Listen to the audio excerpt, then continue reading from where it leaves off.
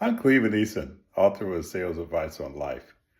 One of the things that fascinated me the most when I got involved into the electronics field was this concept called the path of least resistance, where it basically states that electrons flow in the path of least resistance.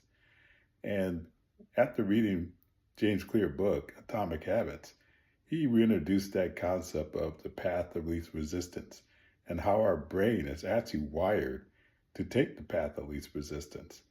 That's one of the reasons why it's so easy to eat the things that we shouldn't eat, because they attract us.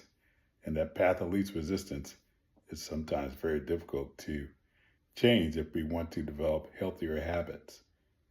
But if you make a conscious decision to avoid the path of least resistance, in other words, choose the harder right instead of the easier wrong, things can actually work out a lot better for you. But avoiding that path of least resistance, once you understand it and you can acknowledge it, then you can actually be in a position to redirect that energy so that you can actually become the best version of yourself. So understanding the path of least resistance is important in electronics. It's also important to understand how your brain is wired.